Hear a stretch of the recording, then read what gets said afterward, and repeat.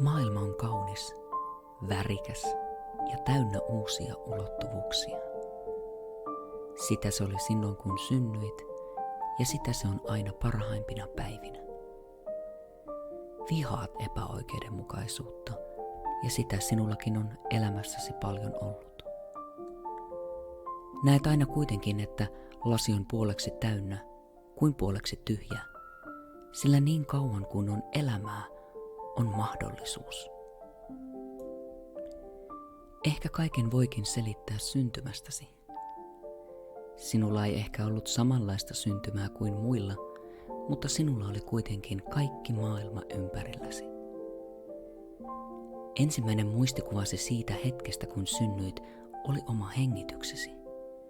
Sydämesi vahva rummutus ja ohuen munankuoren raksahdus.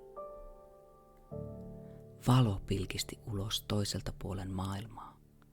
Aurinko, joka kosketti ensimmäisen kerran ihoasi, ja sademetsän syvin huokaisu keskellä metsän hiljaisuutta.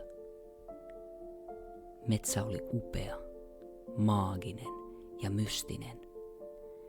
Ja tuo muisto on jotain, joka on jäänyt syvimmin sisimpääsi ja jota haalit muistona ja kalleimpana aarteena.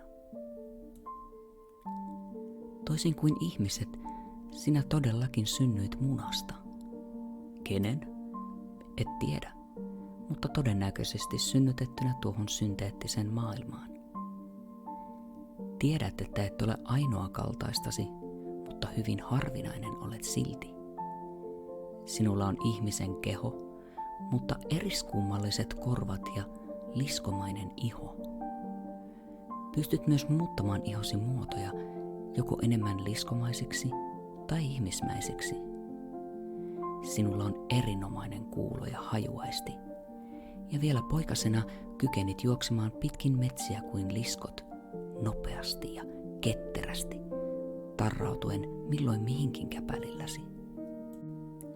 Jos olisit viettänyt enemmänkin aikaa metsässä, eläinten ja kasvien ympäröimänä, olisit luultavasti kehittänyt enemmänkin erikoisia kykyjä, mutta koska päädyit jossain vaiheessa nuorena liskona karkaamaan ja alus Jumbokant 3000 kyytiin, sinua odotti enemmän ihmisten kaltaisten olentojen elämä kuin liskojen.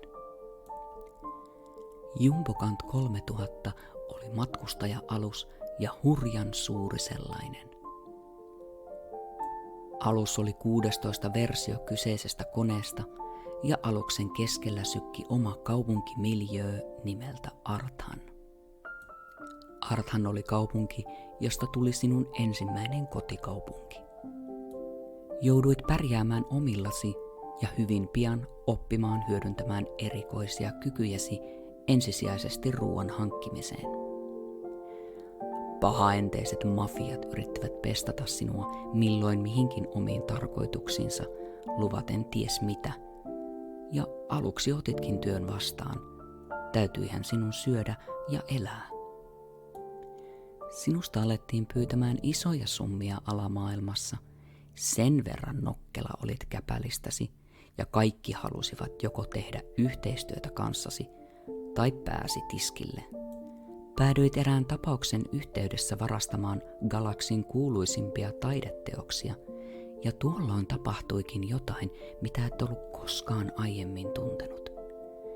Nimittäin päädyit katselemaan taideteoksia, jotka oli tehty kotiplaneetaltasi SNM 202. Ne olivat upeita, koskettavia, rauhoittavia ja vastasivat täydellisesti mielikuvaasi kotiplaneetastasi. Tuolloin innostuit äärimmäisen tulisesti taiteen tekemisestä ja päätit jättää rikollisurasi täysin. Halusit tehdä taidetta, jonka kautta sinusta tuntui, että pääset lähemmäs kaunista kotiasi, jota aina silloin tällöin ikävöit kovin. Pian pieni bunkkerisi täyttyi tauluista ja teoksista, joita aloit myymään kadulla. Et ole täysin varma, oliko se virus, joka tuolloin oli pahimmillaan kaupungissa, vai oliko se koti-ikävä, mutta huomasit pikkuhiljaa, että kehosi sairastui. Flunssamaiset nihkeät kaudet olivat tuolloin muutenkin edessä, mutta jostain syystä tämä flunssa ei vain tuntunut poistuvan samalla tavalla. Ymmärsit, että tulisit tarvitsemaan vastalääkettä, jonka tiesit myös olevan hurjan kallista.